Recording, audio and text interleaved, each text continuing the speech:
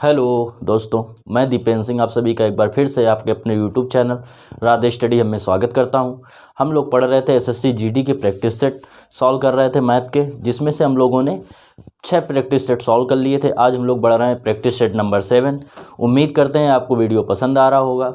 आप जो बच्चे देखते हैं वीडियो, उसमें से कुछ भी आप जो दिक्कत हुआ करे, कुछ परेशानी हुआ करे, वीडियो अच्छा लग रहा है नहीं लग रहा है, क्या समस्या आ रही है आपको, तो वो कमेंट्स बॉक्स में लिख दिया करें, ये आपसे रिक्वेस्ट है। ठीक है, देखो प्रैक्टिस सेट नंबर 7 का पहला देखो क्वेश्चन क्या कह रहा है। पहला क्वेश्चन आपसे कह रहा है 51 नंबर कह रहा है, एक परीक्षा में 100 छात्रों के औसत प्राप्तांकों का गणना में उसका सारणिक गलती से 86 की जगह 68 लिख गया। देखो 51 नंबर हुआ क्या कि 100 छात्रों का औसत प्राप्तांक की गणना की गई। ठीक है, और हुआ क्या कि 68 की जगह कितना 58, 86 की जगह 68 लिख गया। 86 की जगह क्या लिख दिया गया 68 लिख दिया गया। औसत प्राप्तांक कितना आया 58 आ गया, जिससे कह रहा है सही प्राप्तांक बताइए। तो देखो इसको दो तरीके से सॉल्व करके बता रहे हैं क्वेश्चन को। पहला तरीका क्या है कि जब 100 छात्र दे रहा था, तो देखो 100 का दे रहा है लॉन्ग मेथड जो आप लोग पढ़ते हैं शुरुआत से, 100 का जो दे रहा है औसत, तो औसत बराबर पता है क्या होता है, आंकड़ों का योग अपॉन आंकड़ों की संख्या। आंकड़ों की संख्या और आंकड़े और औसत ये दे कितना रहा है 58 के बराबर। आंकड़ों का योग मतलब सम, और आंकड़ों की संख्या कितने आंकड़े दे रहा है 100 आंकड़े दे रहा है, तो 100 हो गए बराबर कितने के 58 के। इसका इधर गुणा करेंगे कितना आ जाएगा, तो सम आ जाएगा हमारा कितना 5800। ठीक है, अभी इस इजी मेथड भी बताएंगे, लेकिन बता दें जो आप लोग कर लगाते हैं। ये आ गया इसका योग 58 का। लेकिन हुआ क्या कि 86 की जगह पे जो था 68 की जगह पे क्या लिख गया, 86 की जगह पे 68 लिख गया। 68 लिख गया मतलब जोड़ा जाना चाहिए था 68, तो 68 ना जोड़ के कितना जोड़ दिया गया 86। तो जो सम हमारा होना चाहिए वो इसमें क्या जुड़ा है, इसमें जुड़ा है 68। ठीक है, और 68 जुड़ा है तो उस 68 को हटा दें और हम उसी जगह क्या लिख दें 86 लिख दें। तो जो आएगा वही क्या होगा, उसमें अगर हम लोग 100 का भाग देंगे तो ये आ जाएगा योग, और इसमें 100 का भाग दे देंगे तो क्या आ जाएगा हमारा औसत आ जाएगा, जो वास्तविक औसत है। ये हो जाएगा लॉन्ग मेथड, और इसको सॉल्व कर लेना, आ जाएगा आपका आंसर, या सॉल्व करके बता दे रहे हैं। देखो 58, 86 में 18 जाएंगे तो देखो कितना बचेगा, प्लस 16 में 8 गए तो बचेगा 8, यहाँ पे बचे कितने 7 में 6 गए बचेंगे 1, 18, और नीचे दे रहा था 100। अब इसमें 58 में 5800 में 18 जोड़ेंगे तो क्या आ जाएगा 5818, डिवाइड करेंगे 100 से तो आ जाएगा 58.18। ये इस क्वेश्चन का आंसर हो गया। ऑप्शन जो है आपका कौन सा सही है, ए सही है। अब देखो इसको हम डायरेक्ट मेथड से बताते हैं। आपको दे कितना रहा था 100 दे रहा था औसत, मतलब सबको 100 दिए गए। अब उसके बाद देखो 100 संख्याएं थी, 100 में सबका जो औसत था वो कितना था 58 था, और औसत बताया था बराबर बंटवारा को कहते हैं। इसका मतलब ये है कि 58 के 58 संख्याओं को कितना दिया गया है 100 दिया गया है। अब इसके बाद कह रहा है कि 86 की जगह पे जोड़ा गया 68। जब 86 की जगह पे 68 जोड़ा गया तो इनका अंतर कितने का आ रहा है 18 का, तो ये 18 कम जोड़ा गया। ठीक है, बात समझ में आ रही। तो जो 18 जो है ये क्या होगा, इन सब में बराबर बराबर बटेगा। औसत का मतलब कि 1 से 100 तक जितनी संख्या है उन सबके पास 58 है। तो ये जो 18 जो एक्स्ट्रा है ये भी सभी में 100 में बराबर बराबर बटेगा। तो 100 में बटेगा तो एक को कितना मिलेगा, एक को मिलेगा 0.18। अब ये 58 था योग, और इसमें 0.18 और दे दिया गया तो कितना हो जाएगा 58 में 0.18 देंगे तो कितना हो जाएगा भैया, हो जाएगा 58.18। और ये इस क्वेश्चन का आंसर हो गया, शॉर्ट मेथड हो गया। इसके बाद देखो 51 के बाद बढ़ते हैं 52 नंबर क्वेश्चन की ओर, देखते हैं 52 नंबर क्वेश्चन क्या कह रहा है।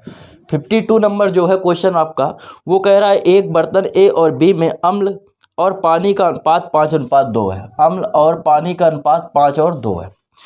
इसके बाद कह रहा है दूसरे बर्तन में जो है वो अनुपात 8:5 है। दूसरे बर्तन में जो है वो 8:5 है।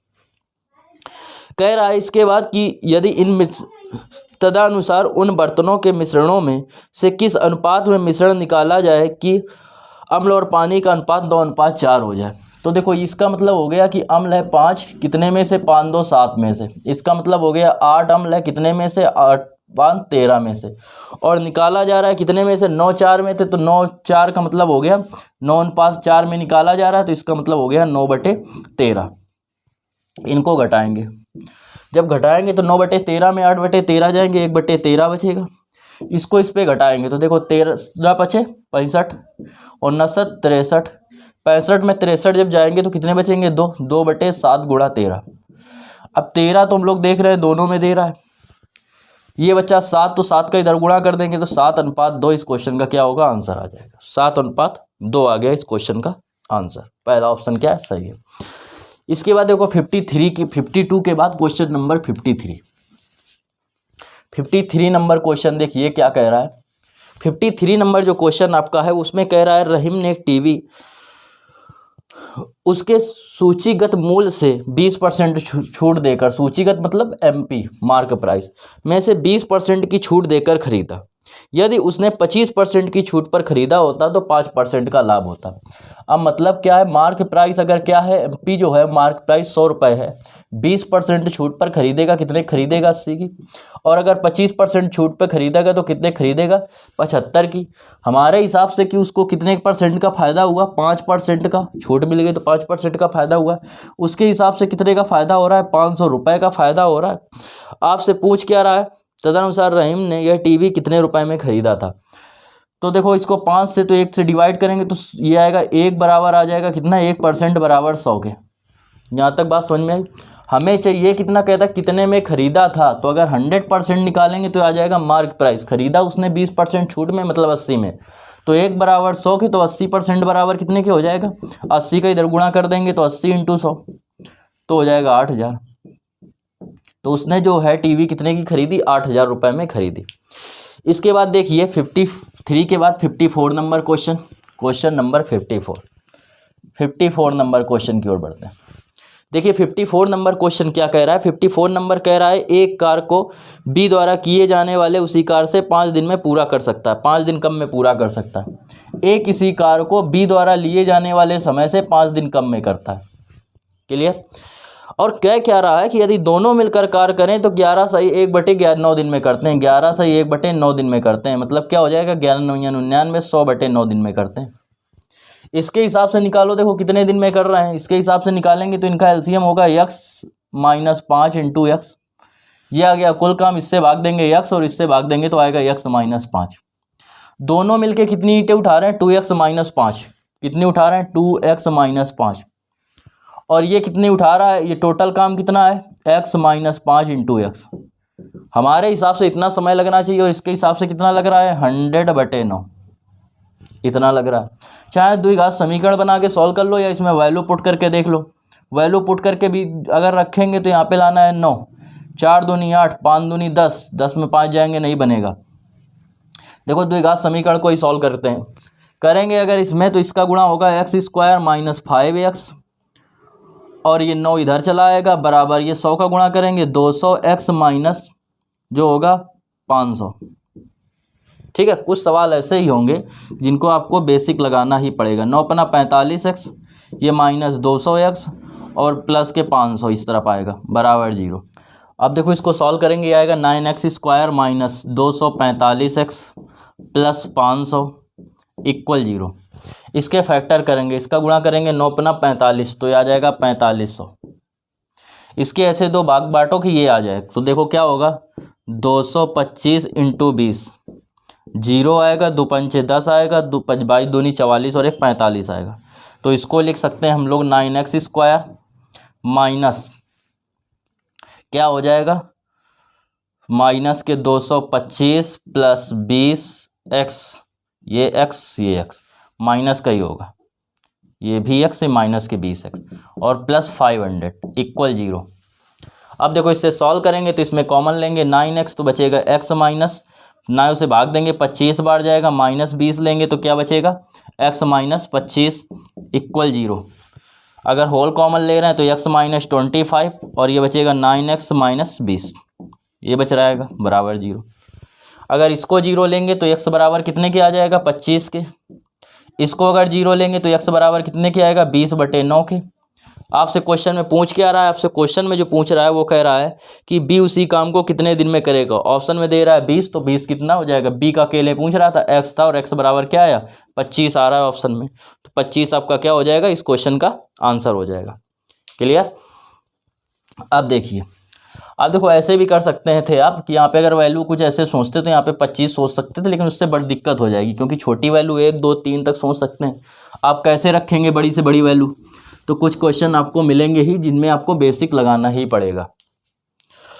देखो इसके बाद 55 नंबर क्वेश्चन, 55 नंबर क्वेश्चन क्या कह रहा है, 55 एडवांस का क्वेश्चन है, ध्यान से देखना। कह रहा है एक ठोस बेलन की कुल सतह का क्षेत्रफल 462 सेंटीमीटर है। तो बेलन की कुल सतह जो होती है वो होती है क्या, वक्र पृष्ठ का स्क्वायर 2πrh प्लस πr², वो भी दोनों वक्र पृष्ठ का क्षेत्रफल, और बराबर कितने के दे रहा है, 400 दे रहा है, 462 के 462 सेंटीमीटर स्क्वायर कुल वक्र पृष्ठ हो गया। इसके बाद कह रहा है कि उसका जो सतह के का क्षेत्रफल है वो 1/3 है। सतह का क्षेत्रफल जो होता है वो क्या होता है, वक्र पृष्ठ होता है, ये संपूर्ण पृष्ठ है, तो 1/3 है किसका, वक्र पृष्ठ संपूर्ण पृष्ठ का, तो ये हो जाएगा, इतने की जगह रख देंगे, ये यही क्या होता है, वक्र पृष्ठ होता है, ये भैया बेलन होता है। इस प्रकार से ये जो होता है ये क्या होता है, ये वाला भाग जो टच करता है वो होता है क्या, वक्र पृष्ठ। और अगर इस वाले क्षेत्रफल को ही ले लेते हैं तो क्या हो जाता है, उसको जोड़ देते हैं तो आ जाता है संपूर्ण पृष्ठ।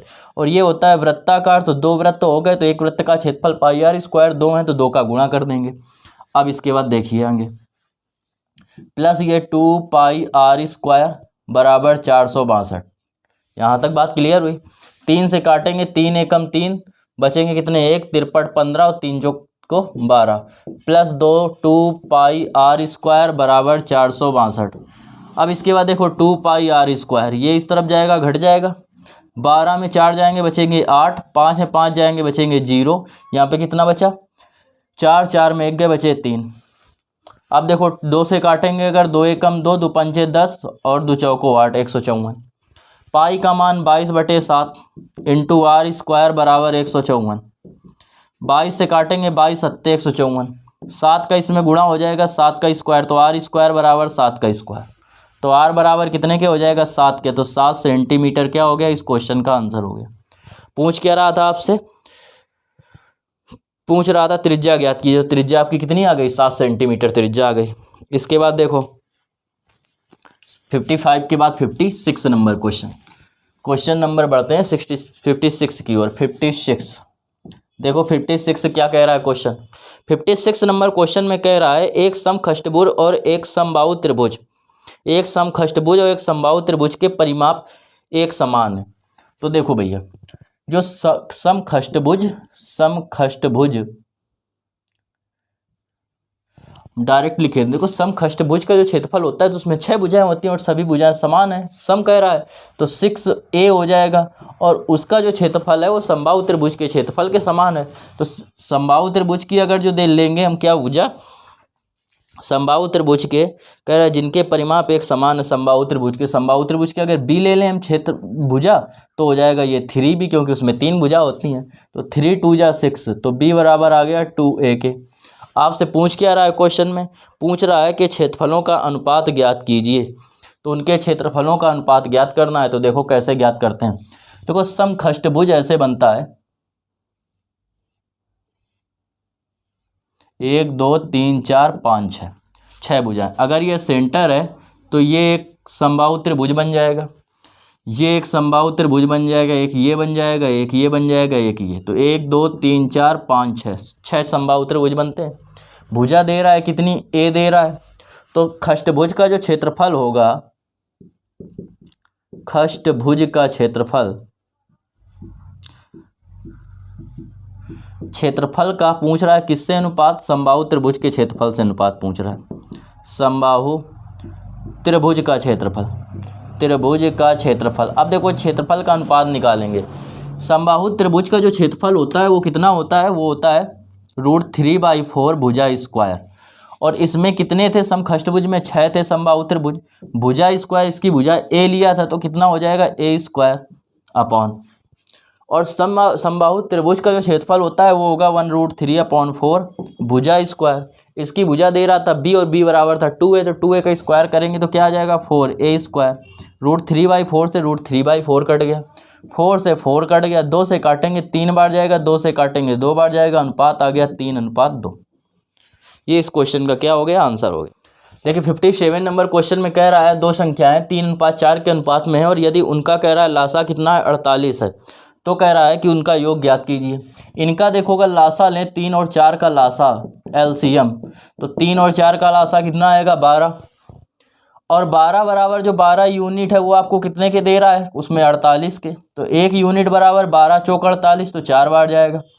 1 बराबर 4 के योग पूछ रहा है तो इनका योग कितना होगा 4 3 7, तो 7 यूनिट बराबर कितने के हो जाएगा 7 चौक 28, 28 के, 28 इस क्वेश्चन का आंसर हो गया। देखिए क्वेश्चन नंबर 58 नंबर क्वेश्चन क्या कह रहा है, देखो कह रहा है आपसे कि यदि एक सम बहुभुज का प्रत्येक आंतरिक कोण 144 अंश हो, आंतरिक कोण दे रहा है 144 डिग्री, 144 अंश, आपसे पूछ क्या रहा है, कह रहा है कि उस बहुभुज में कुल भुजाएं, कुल कितनी भुजाएं होंगी। तो देखो बहुभुज का फार्मूला क्या होता है 2n-4 आंतरिक कोण का मान जो होता है अपॉन n × 90, ये होता है फार्मूला। अब इसको देखो सॉल्व करेंगे अगर हम, तो ऊपर मिल रहा है क्या 2 कॉमन मिल रहा है, तो 2n-2 भी लिख सकते हैं अपॉन n × 190 बराबर 144। यहाँ तक बात समझ में आई। 2 से अगर इसको काटें तो 2 से जब काटेंगे तो कितने बार जाएगा 72 बार जाएगा। 9 से अगर काटें 9 दाम 90 और 9 8 72, 8 बार जाएगा। इसको अगर हम लोग 2 से काटें 5 बार जाएगा, कितने बार जाएगा 4 बार जाएगा। 5 का n में गुणा करेंगे 5n - 5 दूनी 10 इक्वल, ये n इस तरफ जाएगा हो जाएगा 4n। 4n को अगर हम लोग इस तरफ लाएं तो प्लस का है तो माइनस का हो जाएगा, तो 5 में 5n प्लस के और 4n माइनस के, तो केवल क्या बचेगा n बचेगा, और 10 उस तरफ जाएगा तो क्या हो जाएगा प्लस का 10, तो उसमें भुजाओं की संख्या जो हो गई वो कितनी हो गई 10 हो गई।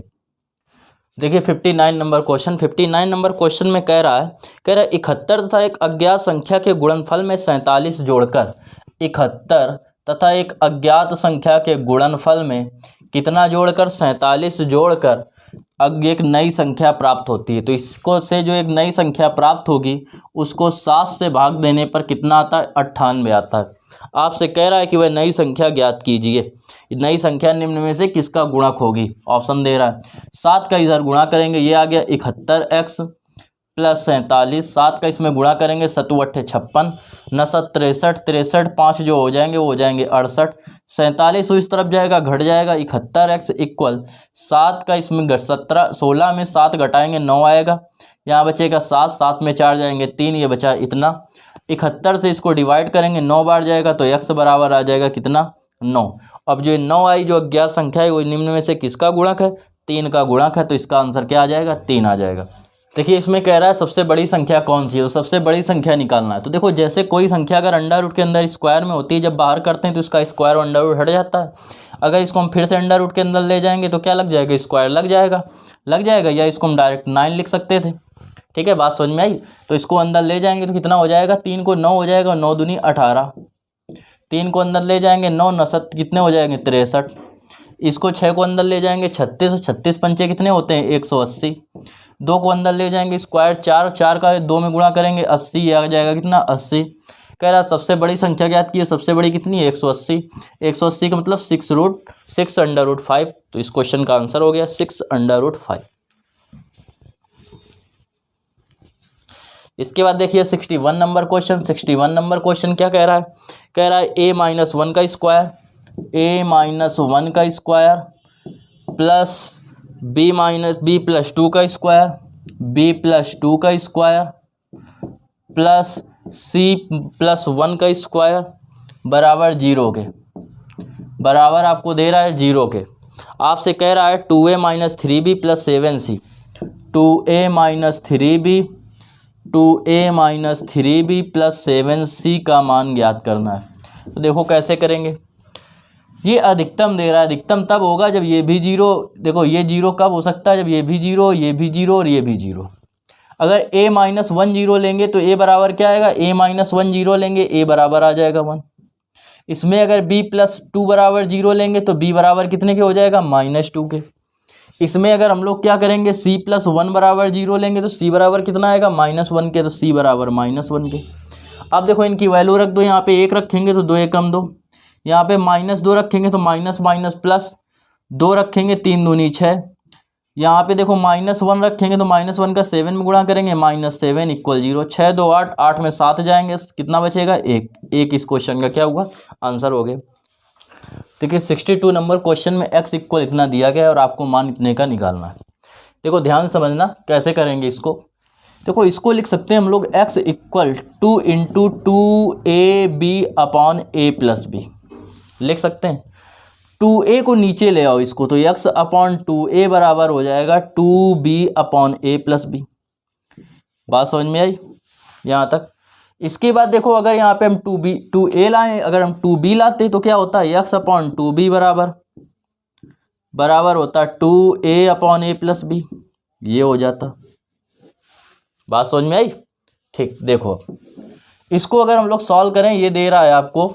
अब इसमें हम 2a का इसमें हर अंश में भाग दें तो x/2a प्लस 2a/2a अपॉन ये होगा x/2a, क्योंकि हर और अंश दोनों में भाग दे रहे हैं, ये -2a/2a प्लस, ऐसे इसमें अगर हम 2b का भाग दें तो हो जाएगा x/2b प्लस 2b/2b, और ये आएगा x/2b, ये -2b/2b।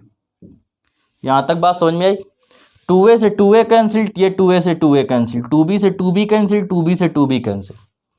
x/2a कितना दे रहा था, x/2a दे रहा था 2b/a+b प्लस 1, ये दे रहा था कितना, 2b/a+b -1। ऐसे देखो इसको जब लिखेंगे तो ये क्या आएगा, प्लस x/2b कितना आया, 2a/a+b, तो ये हो जाएगा 2a/a+b प्लस 1 अपॉन ये आएगा 2a/a+b -1। सॉल्व करेंगे, इसमें ऊपर एलसीएम लेंगे a+b, तो ये आएगा 2b प्लस a+b का 1 में गुणा करेंगे तो क्या आएगा, a+b। ऐसे इसमें एलसीएम लेंगे a+b, तो जब a+b का इसमें गुणा करेंगे तो ये माइनस का है तो -b, इसमें a+b एलसीएम लेंगे 2a प्लस a+b,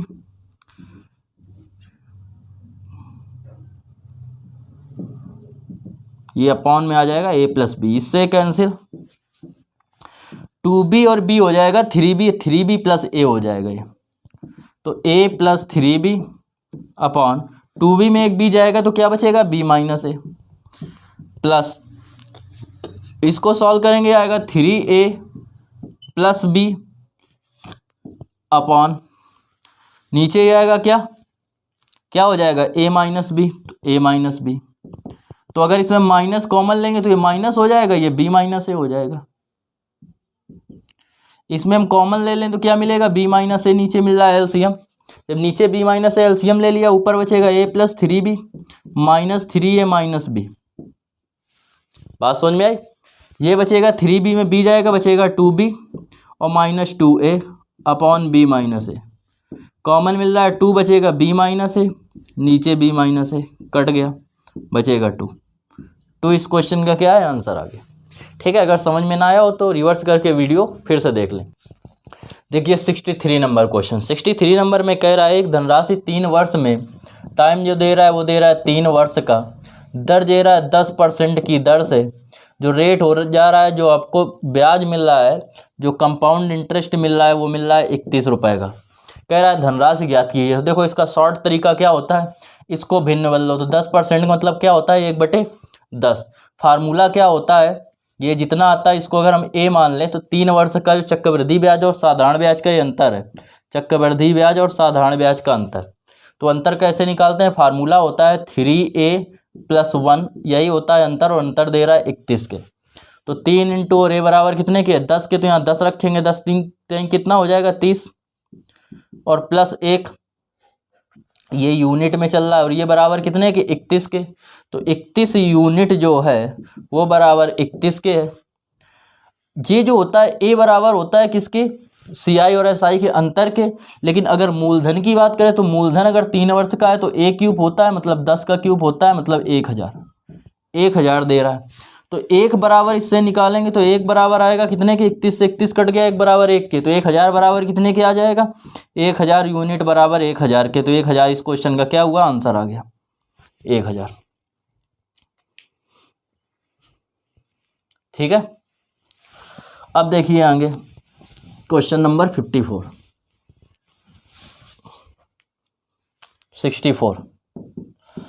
64 देखिए क्या कह रहा है आपसे, कह रहा है 90% और 97% शुद्धता वाले दो घोल हैं, एक 90% शुद्धता वाला है और एक 97% शुद्धता वाला है घोल है, और 94% शुद्धता वाला 21 लीटर का घोल तैयार किया जाता है। इनको मिला के 94% शुद्धता वाला घोल तैयार किया जाता है। एलिगेशन का सवाल है। 97 में 94 जाएंगे 3 बचेगा, और 94 में 90 जाएंगे 4 बचेगा।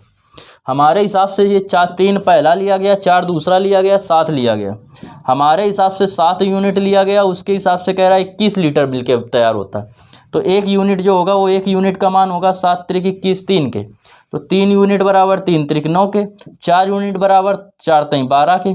आपसे पूछ क्या रहा है, आपसे क्वेश्चन में पूछ रहा है उसमें दूसरे घोल की मात्रा कितने लीटर है, तो कितने लीटर है, 12 लीटर है। क्वेश्चन नंबर 64 आपका कंप्लीट हो गया।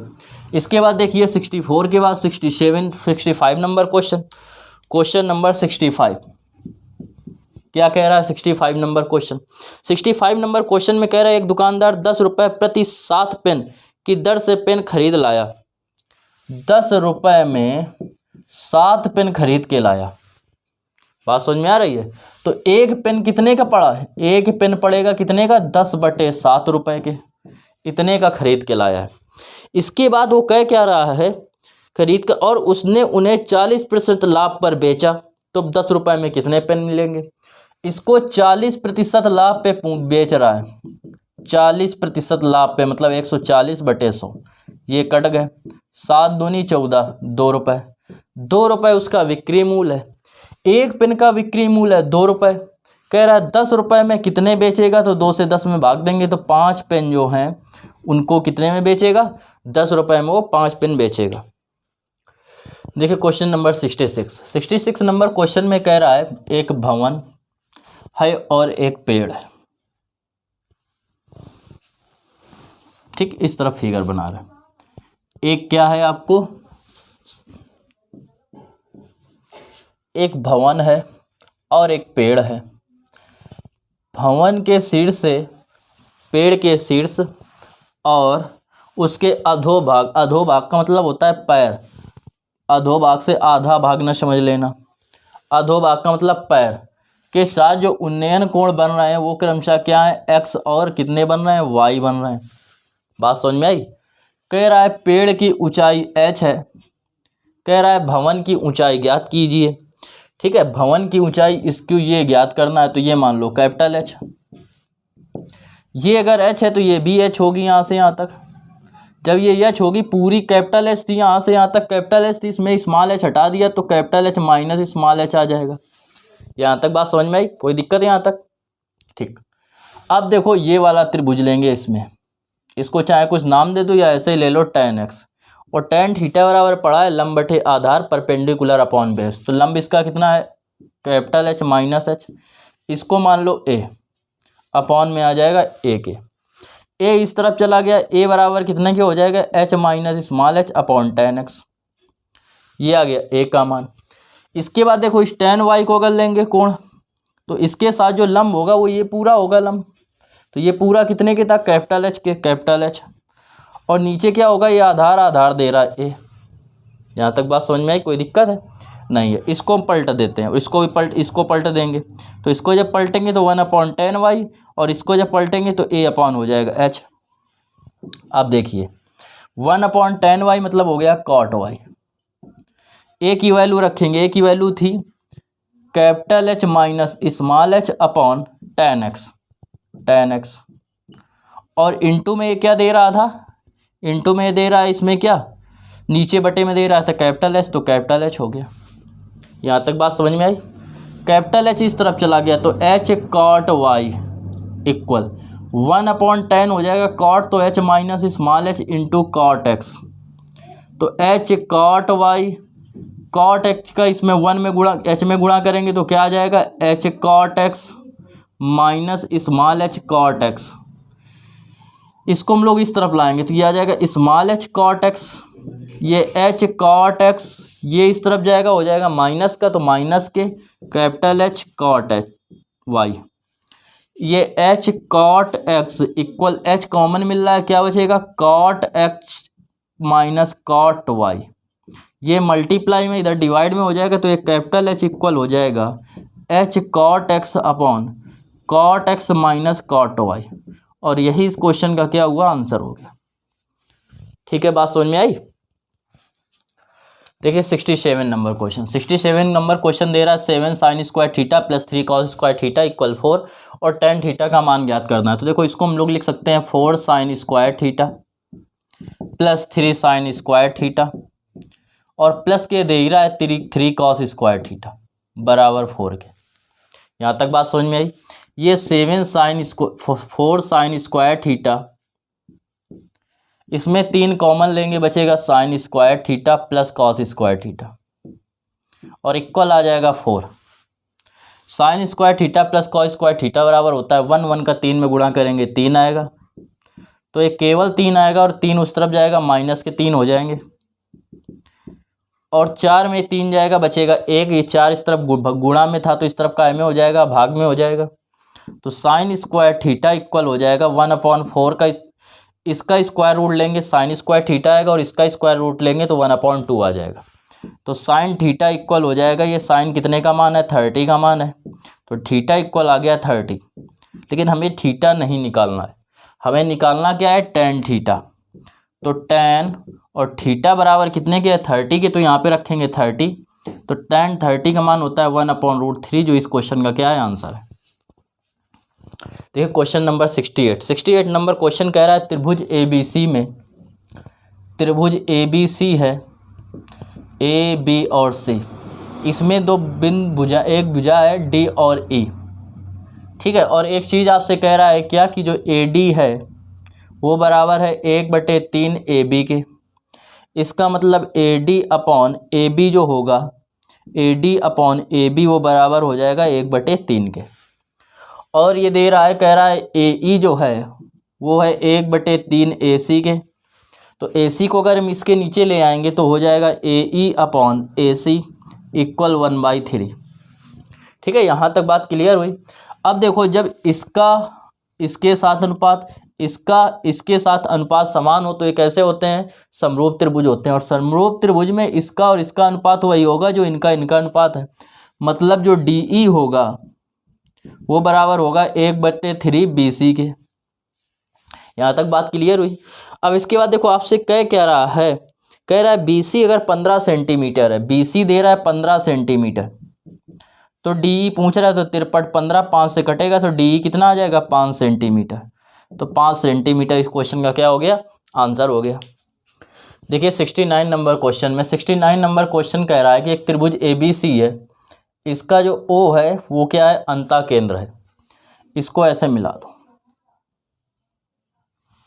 अब देखो इसका मान दे रहा है आपको, इसका मान आपको कितना दे रहा है, 30 डिग्री। इसका मान आपसे पूछ रहा है। तो देखो अंता केंद्र पर बने कोण का जो मान होता है उसके सामने वाले कोण का आधा और प्लस होता है 90।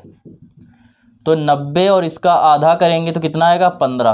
कितना हो जाएगा, 105। 105 डिग्री इस क्वेश्चन का क्या हो जाएगा, आंसर हो जाएगा। क्वेश्चन नंबर 70 दे रहा है cot 18, cot 72, cos स्क्वायर 22 या 22 प्लस 1/10 72 और sec स्क्वायर 68। देखो इसको सॉल्व करेंगे। इस cot को हम लोग लिख सकते हैं 1/10, इसको लिख सकते हैं हम लोग 1/10, या ऐसे ही बना रहने दो अभी। cot 18 ये दे रहा है cot 72, cos स्क्वायर 22, ये 1/10 जो होता है वो होता है cot, तो ये हो जाएगा cot 72 और 1/ जो sec होता है वो क्या होता है, वो होता है cos के, तो ये हो जाएगा cos स्क्वायर 68। इसको देखो हम लोग लिख सकते थे 72 को 90 - 68, 90 में जब हम लोग कितने जाएंगे, 90 में जब हम लोग कम कर देंगे कितना 68, तो कितना आ जाएगा 22 आ जाएगा। इसके बाद देखिए कॉट पूरे में कॉमन मिल रहा है, इस कॉट को लिख सकते थे कॉट 90 माइनस 72। 90 में जब 72 जाएंगे कितने बचेंगे 18 बचेंगे, 90 में 72 जाएंगे कितने बचेंगे 18 बचेंगे। कॉट पूरे में इसमें भी कॉट मिल रहा है और इस वाले में भी कॉट मिल रहा है, तो कॉट 72 बाहर कर दिया। कॉस 90 माइनस थीटा होता है साइन थीटा, स्क्वायर लगा है तो साइन स्क्वायर 68, और ये प्लस के दे रहा है कॉस स्क्वायर 68, और sine square theta plus cos square theta का मान होता है 1, तो ये तो हो गया 1। कॉट 90 माइनस थीटा होता है टेन थीटा, तो टेन 72। कॉट को लिख सकते हैं 1/10, तो 1/10 72। ये हो गया 1, तो 1 ये इससे कट गया, 1 का 1 में मल्टीप्लाई करेंगे तो हमारा आंसर क्या आ जाएगा 1 इस क्वेश्चन का क्या है आंसर है। तो ये क्वेश्चन नंबर 71 से 75 तक जो है वो ग्राफ पर आधारित क्वेश्चन है। ठीक है, आपको स्क्रीन में उस तरफ दिख रहा होगा ग्राफ। अब देखो इसको सॉल्व करते हैं। देखो कैसे कह रहा है, पहले में कह रहा है आपको उसमें बता दिया है कि जो इस प्रकार की है लाइन वो किसको डिनोट कर रही हैं, वो आय को डिनोट कर रही हैं, प्रदर्शित कर रहे हैं, और इस प्रकार की जो लाइन है वो व्यय को डिनोट कर रही है, व्यय को रिप्रेजेंट कर रही है, प्रदर्शित कर रही हैं। अब इसके बाद देखिए नंबर 1 में कह रहा है उन वर्षों की संख्या कितनी है जिनमें आय दिए गए वर्षों की औसत आय से अधिक रही है। तो पहले औसत आय निकालते हैं। देखो पहले वर्ष 1992 में आपको दिख रहा है कितने पे जा रही है आय, 30 पे, 30 हो गया। 30 के बाद 1900, फिर इसके बाद 1992 के बाद 93 में जो जा रही है वो जा रही है 50 पे, तो इसका 50 हो जाएगा। इसके बाद 1994 में जो है वो जा रही है किसमें 40 पे, तो 40 पे हो गया। और इसके बाद जा रही है 60, फिर दूसरी भी 60। ठीक है, तो औसत निकालने का तरीका होता है कि आंकड़ों का योग और आंकड़ों की संख्या। तो आंकड़े हो गए 1 2 3 4 5, तो संख्या हो गई 5। अब इसमें देखो सीधे जोड़ेंगे 6 6 12 12 4 16 16 5 21 और 21 3 24, तो 240/5 कितना आएगा 48। ठीक है, और आपसे कह ये 48 आ रहा है, आपको ये बता रहा है कि ये किस में लाख में है, तो ये 48 लाख हो गया। अब 48 लाख से देखो कौन कौन से अधिक है, एक तो 50 वाला अधिक है और 2 60 वाले अधिक है, मतलब 1993 वाला अधिक है और 1995 और 96 वाला अधिक है। तो कितने वर्ष आ गए तीसरे का, 3 वर्ष आ गए। तो तीन वर्ष ऐसे हैं जिनकी आय औसत आय से, उनकी कुल औसत आय से क्या है अधिक है। इसका आंसर हो गया 3। इसके बाद देखिए 71 के बाद 72 नंबर क्वेश्चन जो इसी ग्राफ पे आधारित है 72। अब देखो 72 क्या कह रहा है आपसे, 72 में कह रहा है सभी वर्षों को मिलाकर औसत आय तथा औसत लाभ का अनुपात ज्ञात कीजिए। तो सभी वर्षों का जो औसत आय लाभ हो गया, औसत आय हो गई, वो कितनी आ रही थी, सभी वर्षों की क्या पूछ रहा था, औसत आय। औसत आय आई 24, और सभी वर्षों का जब हम लोग निकालेंगे औसत व्यय, मिलाकर औसत आय औसत लाभ का क्या है, तो औसत जो लाभ दे रहा है वो क्या होगा, आय और व्यय का अंतर। तो पहले में देखो 30 आय थी 20 व्यय था, तो कितना हो गया 10 हो गया। इसके बाद दूसरे में जो दे रहा है वो कह रहा है आय है 50 और व्यय कितना है 30, तो इसमें कितना आ जाएगा 20। इसके बाद तीसरे में जो दे रहा है वो आय है 40 और व्यय जो है वो है 30, इसमें था 50 और 30, 20 हो गया, 40 और 30 मतलब 10 आएगा। इसके बाद देखेंगे 60 और दे रहा है, 60 के बाद 60 और 35, 60 और दे रहा है 40। तो देखो 60 और 40 का जब निकालेंगे रेशियो तो कितने का आएगा, 60 और 40 का, ये भी आ जाएगा 20 का। उसके बाद दे रहा है 60 और 35, तो 60 और 35 में अंतर निकालेंगे कितने का आएगा, 25 का। ठीक है, अब देखो इनका औसत निकालना है, तो 5 तो 10 20 10 30 10 40, 40 20 60, 60 20 कितने हो जाएंगे 80, 80 5 85, और 85 में 7 का भाग देंगे तो 17 पूर्व 85, 17 आ गया। तो इसका अनुपात आ जाएगा 24:17। ये इस क्वेश्चन का आंसर हो गया। ऑप्शन नंबर बी आपका सही है। अब इसके बाद देखो 72 के बाद जो दे रहा है 73 नंबर की ओर बढ़ते हैं। कह रहा था वर्ष 1982 की तुलना में वर्ष 1996 में लाभ में कितने प्रतिशत की वृद्धि हुई। अब देखो 1900 कह रहा था कितने में, 82 में, तो 1982 में जो दे रहा है वो लाभ कितना है, 1982 में जो लाभ है वो 10 का है, 30 की आय है, 20 का व्यय है, तो कितने का लाभ हो गया 10 का। इसके बाद कह रहा है कितने में, 1986 में। तो 1986 में कह रहा था 35 और 60, 60 आए थी, 35 वह था, मतलब कितने की थी, 25 का वह। कितना बढ़ रहा है, 15। और किससे पूछ रहा था, 1986 के लाभ में कितने प्रतिशत की वृद्धि हुई। तो 10 था, 25 हो गया, तो कितने, 10 में से 15 की वृद्धि हो गई, ठीक है, तभी तो 25 होगा। 0 से 0 काटेंगे, कितना आ जाएगा, 150%। इस क्वेश्चन का आंसर हो गया 150। देखिए क्वेश्चन नंबर 74 में कह रहा है 1982 से 1986 तक कुल आय और व्यय में वैसे कितनी अधिक थी। तो जो आय आई थी को टोटल हम लोगों ने भी जोड़ा था, तो आय जो आई थी वो कितनी आई थी, 240, जब अनुपात निकाल रहे थे। और व्यय जो निकाली थी वो आई थी कितनी, 155, या जोड़ के देख लेना, इतनी आएगी। कितनी अधिक है, इनका अंतर निकालेंगे, 10 में 5 जाएंगे, बचेगा 5, यहाँ बचेंगे 3, 13 में 8 जाएंगे, कितने बचेंगे, 8, एक में 1 गया 0। तो 85 लाख जो है वो 85 लाख का जो है वो अंतर है। इसके बाद देखिए, इसके बाद लास्ट नंबर क्वेश्चन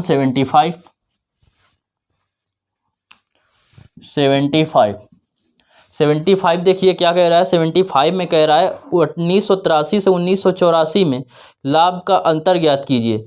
तो 1983 में जो आय थी वो आपकी थी कितनी, 50, और वह कितना था, 30 का। तो लाभ कितने का हुआ, 20 का हुआ लाभ। फिर 1983 से कह रहा है 1984 में 40 का लाभ था, और वह जो था वो कितने का था, 30 का। मतलब कितने के लाभ हुआ, 10 का। तो अंतर इनका कितने का है, 10 का लाख में था, तो 10 ही आपका क्या हो गया, आंसर हो गया।